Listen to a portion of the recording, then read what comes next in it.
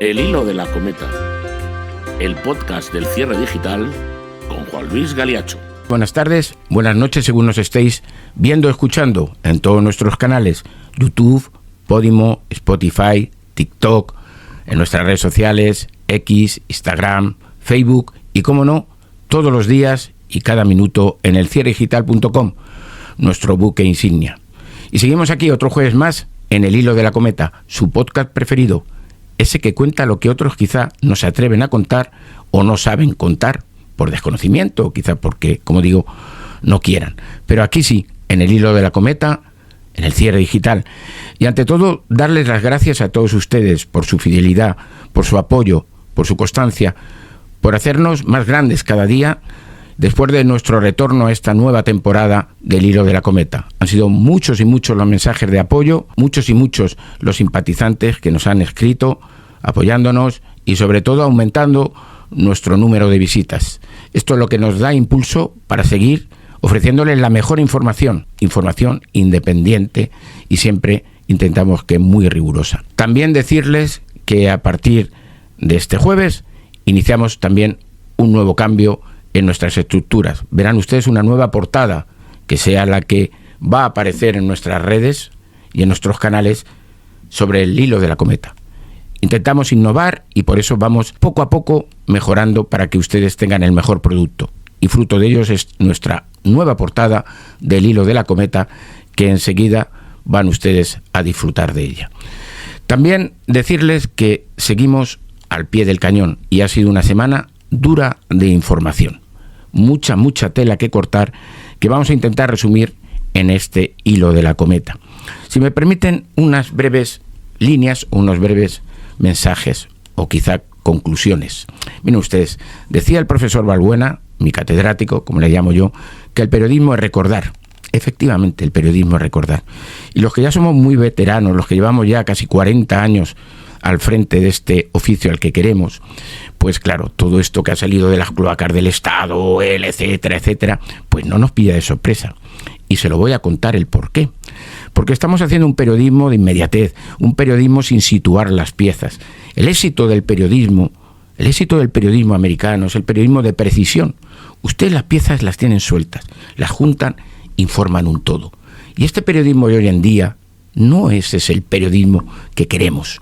Es un periodismo inmediato, sin contrastación, de bulos que incluso el gobierno que tanto critica el señor Sánchez los utiliza para su beneficio, como hemos visto con el famoso bulo de las lapas al coche de Pedro Sánchez. Utilizado por ministros, como Óscar López, candidato a la presidencia de la Comunidad de Madrid, y sin decir ni mu luego. Esos bulos que tanto critican. Pero ese es el periodismo de hoy en día. Ese periodismo de la inmediatez, sin contrastar, sin situar, sin referenciar. Y hoy vamos a referenciar el porqué de las cloacas del Estado. Porque yo sí las he vivido. Y las viví en los inicio de los años 90. Pero claro, para eso hay que estar a pie de cañón. Ustedes recuerdan el felipismo. Ustedes recuerdan un presidente de gobierno que se llama Felipe González Márquez. Pues en esos años 93, fíjense ustedes, ya más de 30 años, ya salieron a relucir las cloacas del Estado. Entonces, ese felipismo, ese socialismo, no sanchismo, pero para que vean que todo se repite en la política, que es ciclotímica, es decir, del felipismo al sanchismo se tienen que defender y ya no saben cómo defenderse de todas las tropelías, de todas las presuntas corrupciones que están cometiendo. Y en aquellos años, con la lucha contra el GAL, en aquellos años de ministros que tenían que dimitir como cascadas, porque entonces había dignidad y se dimitía, y lo exigía el pueblo dimitir, y dimitían en cascadas, dimitía el jefe de los servicios secretos, dimitían los ministros de transportes, dimitían los ministros de defensa, dimitían. Hoy nadie se va. Pero entonces ese periodismo de trinchera, como molestaba al poder, se le empezó a definir como el sindicato del crimen, recuerden ustedes. En ese sindicato del crimen estaban periodistas, como podía ser entonces Pedro J. Ramírez, Jiménez Losanto, Jaime Campmany, para el que yo trabajaba entonces en la revista Época. Se decía también políticos, se decían empresarios, se decían jueces como Gómez de Liaño. Es decir, lo mismo que ahora. Es que repetimos lo mismo. Y entonces se definió como el sindicato del crimen. Había que ir a por ellos porque eran los que tocaban al poder y eran esas cloacas del Estado.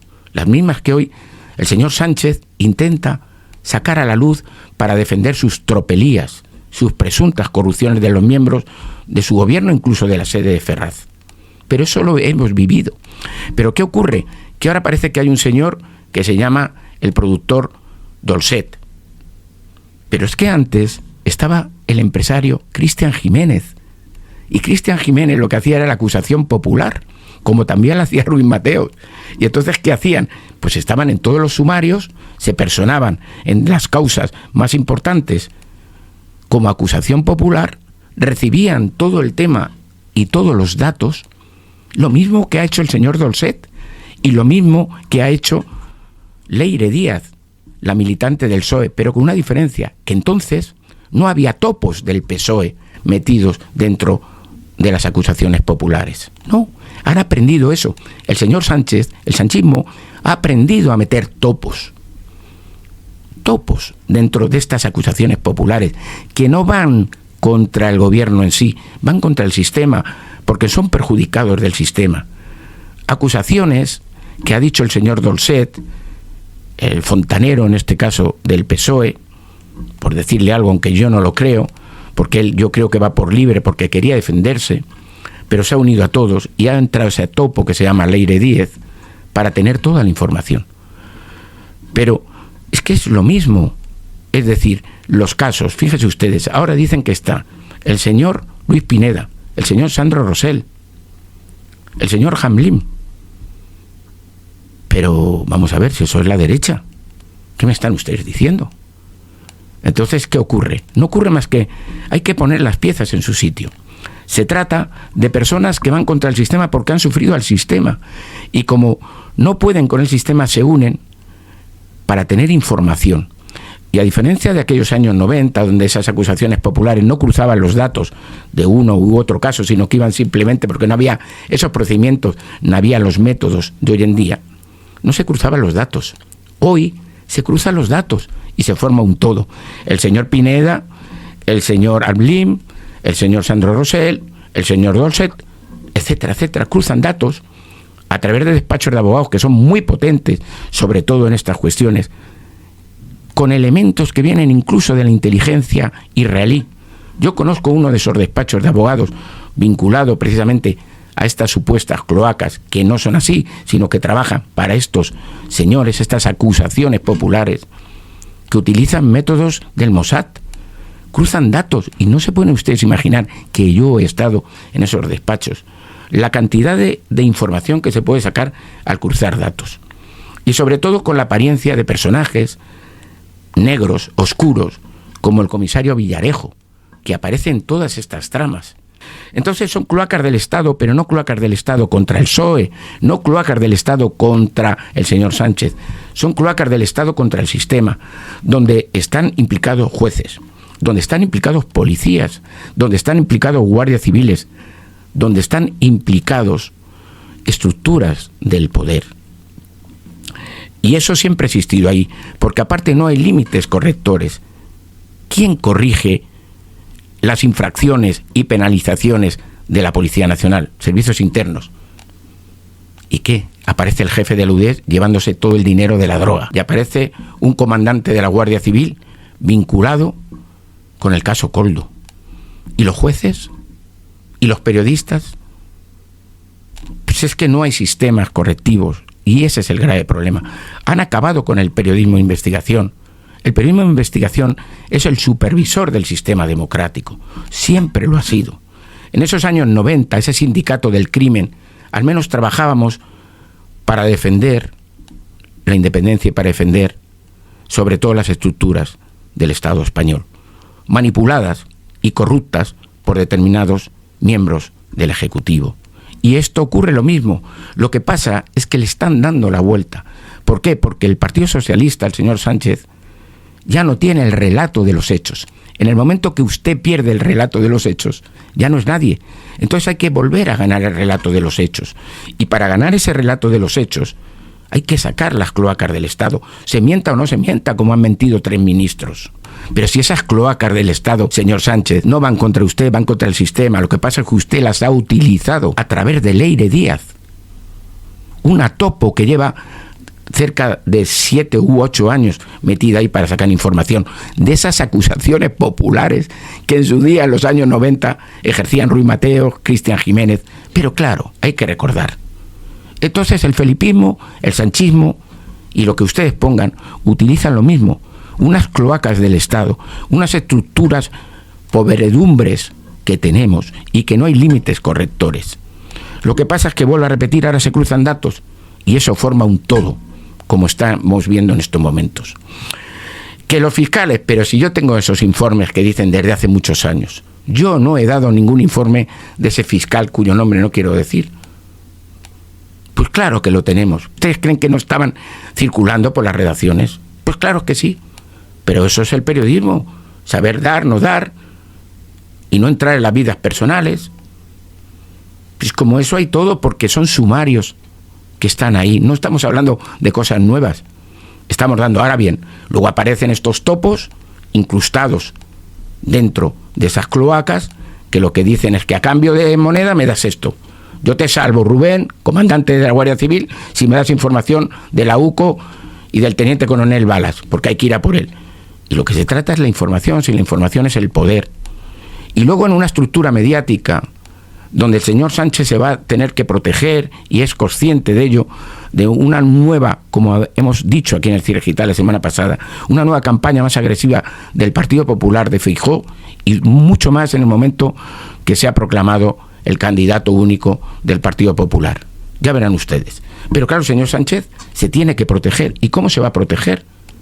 Pues a través de Televisión Española, Radio Televisión Española a su servicio, no lo duden ustedes, con un consejo informativo que ya está advirtiendo de manipulaciones en sus noticias y en sus informativos. No lo digo yo, lo dice el Consejo de Informativos. Y también con un grupo Prisa que nos están mintiendo. Nos están mintiendo. Les digo yo que hay un pacto entre el señor Urgalián y Sánchez, o el sanchismo. No me digan el por qué, pero hay un pacto. Y nos dicen que si guerra, no guerra. ¿Ustedes creen que en la cadena SER poner a Fran Llorente, que era el comisario político del señor Sánchez en Radio Televisión Española? Pues es verde con asas. ¿Pero quién es Fran Llorente? El comisario político del PSOE en el ente público, ya era traspasado al grupo Prisa. El nuevo jefe de la cadena SER, echando a Montserrat Domínguez, una grandísima profesional. Pero es que ahora se van a cargar a Pepa Buena en El País, y etcétera, y etcétera. Y me dice usted que Prisa está en contra de Sánchez. Tururú. Tururú. Lo que pasa es que nos quieren vender lo que quieren ellos. Ese es el relato que nos quieren transmitir. El PSOE, Moncloa, con sus grandes asesores, nos están vendiendo el relato que ellos quieren. Y claro, cuando salimos periodistas a decirle, no señor, ese no es el relato, con pruebas, son las cloacas del Estado, y volvemos a ser señalados en aquellos años 90 como el sindicato del crimen, y ahora no sé ni cómo nos van a definir o cómo quieren definirnos. Y evidentemente con periodistas que no son tales, porque a veces tienen comportamientos presuntamente corruptos también e interesados al servicio de determinados poderes. No señor, hay que empezar a mantener el criterio. Y esas cloacas del Estado siempre han existido y siempre han sido utilizadas después por ese mensaje victimista de los partidos. Todos, pero en este caso el señor Sánchez y antes Felipe González Márquez. Por tanto, que no nos cuenten cuentos y vamos a las realidades. Y aquí, en el Cierre Digital, en el hilo de la cometa, se las vamos a contar, todas, mientras que podamos.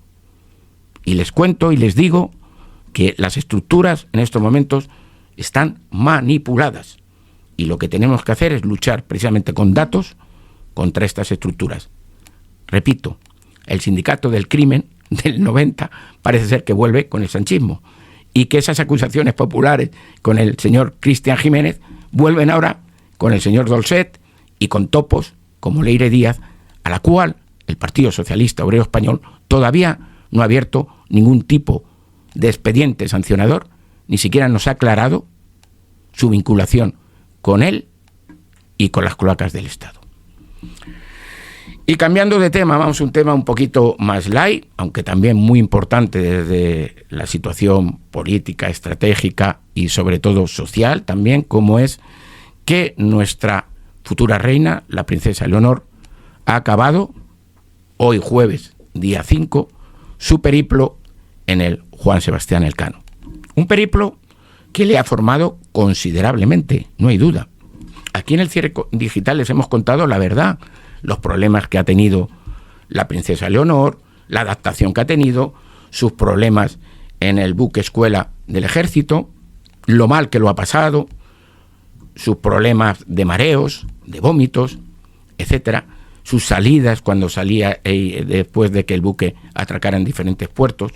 Pero es que esa es la realidad. Pero eso no hay duda de que ha sido una formación dura, compleja, pero que la princesa la ha superado con creces. Ahora ha llegado a Nueva York y bueno, pues esas reuniones que parece que iba a tener con Donald Trump, ya dijimos que eso era muy difícil. Y bueno, y aparece también en Nueva York una persona que bueno, pues me resulta curioso que sea la persona que va a acompañar a la princesa en ese recorrido de estos días antes de que vuelva a España por Nueva York, como puede ser Victoria de Hohenlohe, que es la duquesa Medinaceli, una chica que con 19 años asumió prácticamente todos los títulos de España, es decir, es que tiene más que nadie la casa Medinaceli, tras morir de repente su padre, Marco de Hohenlohe. Se fue, luego ahora da la casualidad que está en Estados Unidos, porque se casa con Maxime Corbeil, y está ahí en Estados Unidos, y parece ser que va a ser un poco la que también es la anfitriona de la princesa Leonor en esta etapa en Manhattan y en Nueva York. Que pronto se volverá a España, vamos, no sé si quedará 24 horas en Nueva York o no, o ya veremos, porque ha llegado hoy, y sobre todo, bueno, pues se viene a España, el buque escuela Elcano va a seguir su travesía, vuelve, no con Leonor, y parece ser que Leonor se va a subir de nuevo al Elcano en Gijón, cuando llegue a Gijón el 7 de julio. Creo que llega el 3 y el 7 vuelve a zarpar y ya hará con el buque escuela Elcano la parada en Ferrol y luego en Marín, donde pues el día 16 celebrarán un acto, ya saben ustedes que es el día de la Virgen del Carmen, la patrona de los marines, y va a haber un acto simbólico donde estará también Felipe VI y veremos de nuevo a Leonor y a su padre juntos oficialmente. Luego el buque Elcano volverá hasta Cádiz, pero ya también si la princesa Leonor, que a partir de septiembre pues ya empezará su instrucción en el Ejército del Aire, en concreto en la base militar aérea de San Javier, donde pues empezará a intentar conducir determinados aviones, como puede ser el moderno PC-21, pero bueno, eso será a partir de septiembre. Y luego también su unidad, que no hay, creo que es muy importante contarlo, con su hermana Sofía. Recuerden ustedes también como Leonor, desde el Elcano, le envió a Sofía cuando cumplió la mayoría de edad, 18 años, el pasado 29 de abril, un vídeo. Posteriormente, cuando su graduación en Gales, también le envió otro vídeo el 20 de mayo, y creo que las dos hermanas están muy unidas. En eso también han formado parte de sus padres, tanto Felipe VI como Leticia Ortiz, y empezamos un nuevo periodo dentro de la Casa Real Española, con la presencia de Leonor, de nuevo, quizá, por ejemplo, los premios Príncipe de Gerona, que va a ser importante a mediados de julio. Recuerden ustedes que la aparición más importante de la princesa Leonor se produjo precisamente en esos premios Príncipe de Gerona, donde recuerden ustedes que apareció con un traje azul de noche, con transparencias, aparte de ese catalán que también nos pronunció en ese discurso. Por tanto, volvemos a otra etapa también dentro de la Casa Real Española, con la salida a partir de septiembre de María Ocaña de esa Secretaría General. Ha sido un visto y no visto, dicen que son razones personales. Si encuentro más detalles el próximo día se lo comentaré aquí, porque es muy raro que María Ocaña, que llegó precisamente para la renovación de la Casa Real Española, una mujer al frente, pues haya durado prácticamente nada, y que ya en septiembre pues nos abandone definitivamente, aunque ya ha anunciado su abandono. Vamos a ver a quién sitúan, pero es significativo también. Por eso digo que yo creo que a partir de septiembre iniciaremos una nueva Casa Real Española, vamos a ver cómo, y también con un rey emérito cada vez más apartado, a pesar de que el día 19 de junio ya ha anunciado, unos días antes vendrá seguro, su presencia de nuevo en la regata de San Censo. Por ahora el rey emérito, digan lo que digan, no está en Emiratos Árabes, se encuentra por Europa. Ya les dije, Cascais, Londres, Suiza, pero ya Emiratos Árabes no. Lo diga Lola o no lo diga Lola, pero eso lo dice elcierredigital.com. Y nada, y volvemos enseguida en unos segundos para contarle nuestra story time. Hoy una story time dedicada al futbolista Iker Casillas, que saben ustedes que en esos arrebatos que le dan, pues sacó un tuit, que lo tenemos aquí, y lo borró inmediatamente, en el que decía que por fin, después de 30 años, iba a contar su vida. La vida de Iker Casillas se la voy a contar yo ahora, pero es una vida complicada y que ha pasado, yo creo, del cielo al abismo, aunque dinerito no le falta. Enseguida.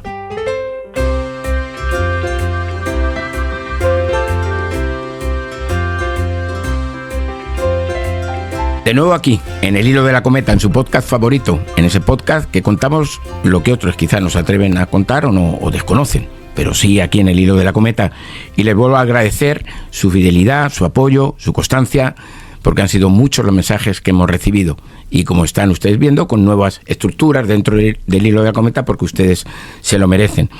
Y nuestra Story Time esta semana va a ir dedicada a Iker Casillas. ¿Pero por qué a Iker Casillas? Porque yo creo que hemos pasado de un personaje que lo ha sido todo en esta España, un personaje que nos llevó a lograr algo imposible, como puede ser el hito del campeonato del mundo en 2010 de fútbol, pero también un personaje que desgraciadamente en los últimos tiempos pues ha dejado mucho que desear, un comportamiento quizá no el adecuado por una persona que lo ha sido todo. Por eso he definido que ha pasado del cielo al abismo.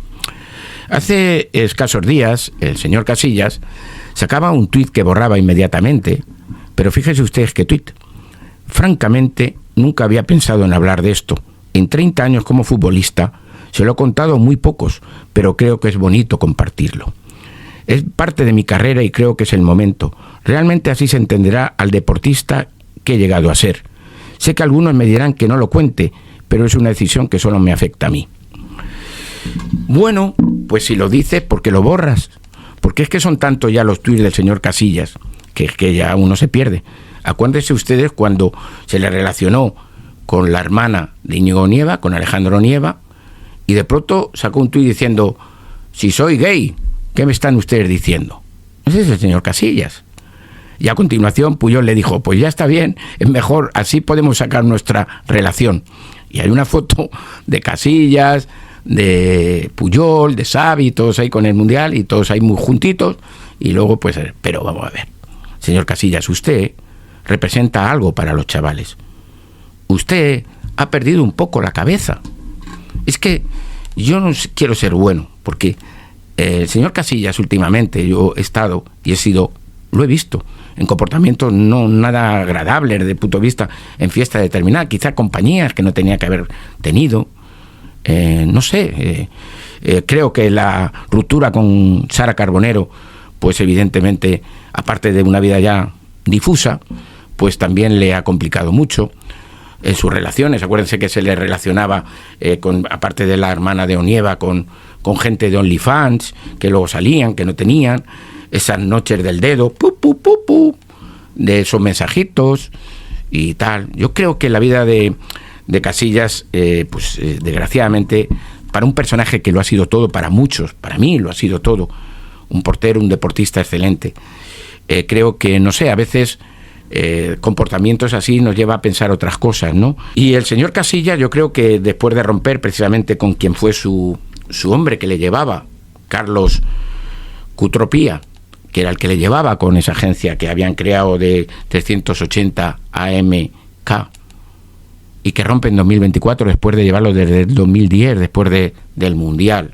La vida de Casillas es tan difusa como que pone un anuncio para que le lleven las redes sociales y va a pagar 1.000 euros. Pero bueno, vamos a ver, señor Casillas, con la fortuna que usted tiene y demás, y luego lo que cada uno haga en su vida, pues eso, pero luego las amistades que ha tenido Casillas, cuyo nombre no voy a decir, desde médicos conocidos, famosos, a deportistas, tenistas, etcétera, en una difusión, por decirlo así, que a veces la noche confunde.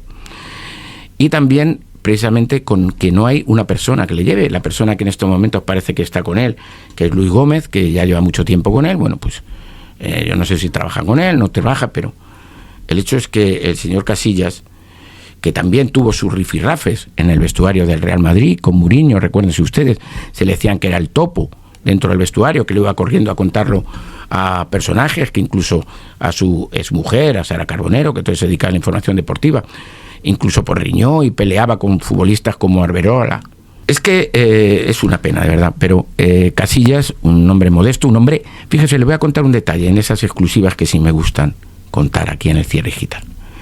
Casillas era una persona muy solidaria. Viene de una familia humilde, normal, trabajadora, pues desde ese pueblecito de Ávila hasta Móstoles, etcétera. Se crea, se forma, y eso es lo que le da sus valores iniciales. Tanto es así que en un momento determinado, cuando el padre de Sara Carbonero se mete en un lío de narices con presuntas estafas, presuntos fraudes, con dinero que utiliza de su pueblo, de Corral de Almaguer, de donde es natural Sara Carbonero, pues el que le ayuda a salvar de esa ruina, de esa presunta estafa, de ese fraude, es Casillas. Casillas es el que pone el dinero para salvar al padre de Sara Carbonero, que era pues un personajillo de cuidado. No lo digo yo, lo dice la justicia. Y Casillas le pone el dinero y le salva al padre. Ese era el Casillas que entonces todos valorábamos y queríamos. Pero su marcha a Oporto, su enfermedad, su descentración desde el punto de vista de su salida al Real Madrid, como salió, todo eso le ha afectado, y solo hay que ver las imágenes de él en esos burladeros de la Plaza de Toros de las Ventas, etcétera, en esas noches, en esas compañías que quizá pues no son las más convenientes, y quizá falta alguna persona que de verdad lleve. Yo recuerdo el caso de Morata. Morata también era un chico complicado, y sin embargo fíjese usted el cambio de Morata, cogió a un asistente personal y le cambió radicalmente a Morata. Morata, acuérdense ustedes esos tiempos, también esas presiones que tenía y demás, y también su separación matrimonial, etcétera, pero el cambio de Morata ha sido brutal. Ahora ha vuelto a ganar con su equipo también la Liga en Turquía. Bueno, pues a Casillas dinero no le falta, o sea, eso no lo duden. Sus inversiones son bastante interesantes. Por tanto, bueno, pues que él considere, nosotros solamente advertimos y contamos la historia de Casillas, una persona que fue todo en España, una persona que tocó el cielo, y que quizá no es que diga que ahora toca el abismo profesional, etcétera, sino quizá toca el abismo personal con estos tuits que pone, que quita, que borra, y que no es el primero, sino que lleva ya bastantes haciendo lo mismo. Repito, ese de famoso soy gay y tal. Bueno, pues si eres gay, no pasa nada. ¿Qué problema tienes? Pues ninguno, pero cuenta la verdad de una vez, como dices, después de 30 años, cuenta la verdad de lo que tú quieras, pero no digas que cuentas y luego no cuentes. Hasta aquí nuestra Story Time, en el Hilo de la Cometa, en el Cierre Digital, todos los jueves, en todos nuestros canales, YouTube, Podimo, Spotify, en TikTok, en nuestras redes sociales, X, Instagram, en nuestro periódico, elcierredigital.com. Y ahora, esta semana sí, volvemos con las preguntas, porque han sido muchas las que nos han llegado, y en esa sección Galiacho Responde, ya saben ustedes que en todas nuestras redes pueden poner sus comentarios, sus preguntas, y nosotros ya, a partir de esta semana, como vamos a hacer a continuación, se las vamos a contestar, aquí, en el Hilo de la Cometa, su podcast preferido.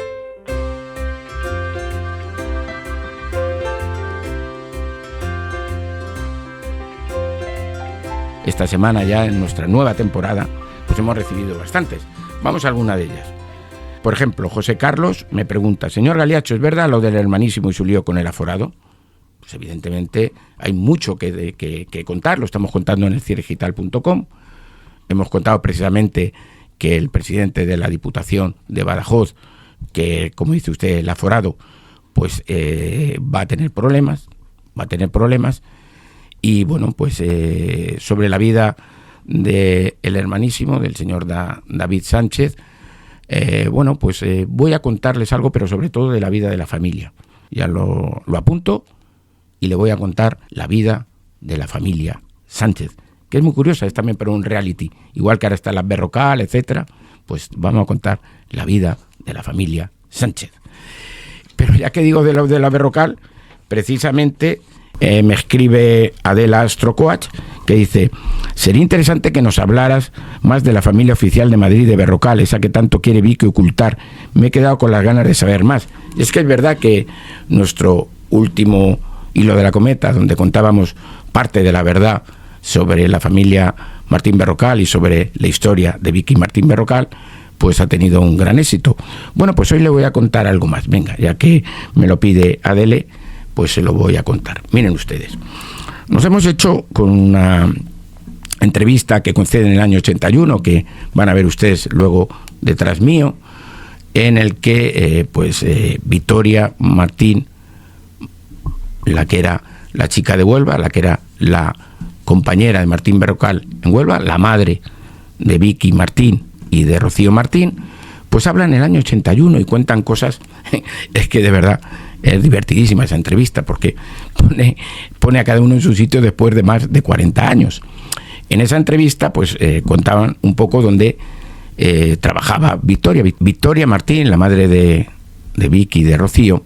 Trabajaba en una tienda muy conocida de Huelva, se llama Feminela. Ahí trabajaba como dependienta, aunque Martín Berrocal la conoció con anterioridad. Cuenta en esa entrevista que Martín Berrocal la conoce con 16 añitos. Fíjense ustedes. Me cuentan que la conoce en casa de unos amigos de Martín Berrocal. Victoria, la madre de Vicky, nace al comienzo de los años 50. Martín Berrocal conoce a Victoria. Martín Berrocal era presidente del Recreativo de Huelva, el equipo decano del fútbol español. Está desde el 66 hasta el 69. Primera época. Ahí conoce a Victoria. Posteriormente, Martín Berrocal vuelve a ser presidente del Huelva del 71 al 75. Ya es cuando ya se formaliza oficialmente la relación con Victoria. Tanto es así que en el año 1973, siendo el presidente del Recreativo de Huelva, pues da a luz Victoria a Vicky.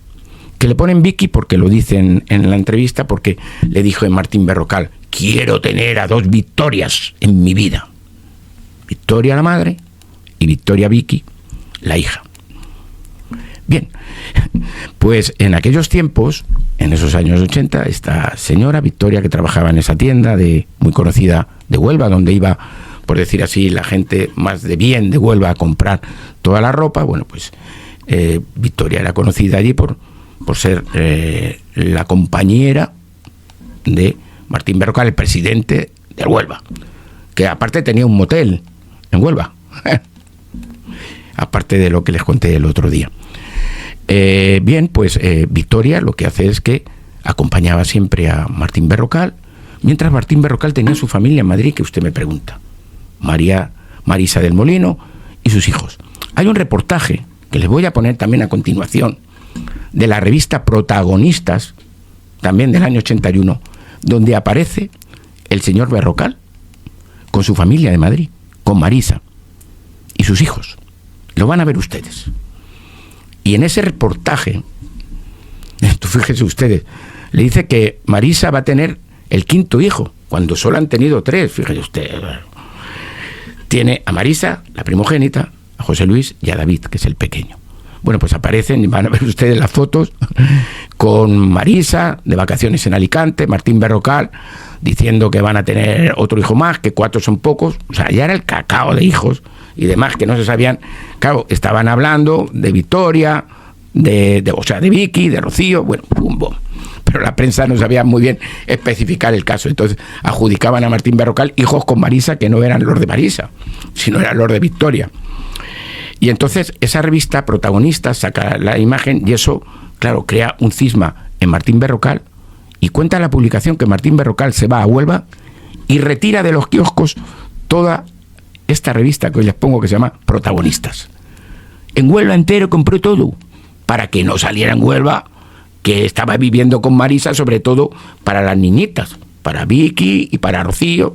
Bueno, la mujer la conocía todo Huelva, pero retiró toda la edición de Protagonistas del año 81 en Huelva para que no saltara el escándalo, porque salía a la playa con Marisa y toda la familia, que era su familia.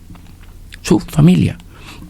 Y cuenta Victoria en esa entrevista que le hacen posteriormente precisamente a este escándalo de cuando retira toda la edición de protagonistas. Intentó que Victorita, que era Vicky, no se enterara, tenía 9 añitos, y claro, pero bueno, que lo estaba intentando. Pero es que la vida de la madre de Victoria, de Vicky, es una vida que se va junto a Martín Berrocal. La cuidan los padres, pero los padres estaban en contra de Martín Berrocal porque consideraban que habían deshonrado a su hija. No querían ver para nada a Martín Berrocal, para nada. De hecho, cuando Martín Berrocal iba por Huelva, los padres no iban a verlo. Y los que cuidan a las niñas son los padres de Victoria, mientras Victoria iba de lado en lado con Martín Berrocal. Y a las niñitas las vestían para cuando venía Martín Berrocal, que las viera en un momento. Pero ni las cuidó entonces, sino simplemente estaba con Victoria, la madre. Y esas las niñas a las cuales es verdad que les dio su apellido, porque no estaba casado con Marisa. Es que no se casó con Marisa tampoco. Pero, repito, como dije el otro día, Victoria, Vicky, Martín, no Berrocal. Se lo ha puesto porque ha querido, me parece perfecto. Pero registrar y oficialmente Vicky, Martín. Y van a ver ustedes, ya que me preguntan, a la familia de Martín Berrocal en esos años 80, donde aparecían en la prensa como verdaderamente la familia. Marisa del Molino, una familia discreta, que no quiere hablar, que no quiere decir nada. Yo he hablado con Marisa, la primogénita de Martín Berrocal, y simplemente nos ha dado las gracias por contar la verdad. Y una última pregunta que me han hecho, pero como ya le he contestado, simplemente agradecerle también a María, que dice que nos cuente algo de la mafia del PSOE y sus fontaneros y fontaneras. Está contado al inicio del programa y por tanto, pues nada más. Y hasta aquí ha llegado este hilo de la cometa. Espero les haya gustado, espero que nos sigan el próximo jueves. Les reitero mi agradecimiento por su fidelidad, apoyo y sobre todo porque cosas así son las que nos permiten seguir adelante y seguir ofreciéndoles la mejor información. Al menos intentamos que sea rigurosa e informativa. Aquí, en el hilo de la cometa, y todos los días en elcierredigital.com. No nos olviden, también en nuestros canales YouTube, Podimo, Spotify, TikTok, Instagram, Facebook y siempre aquí, en el hilo de la cometa. Muchas gracias, que pasen una gran semana y seguro que en 7 días tenemos mucho más tela que cortar.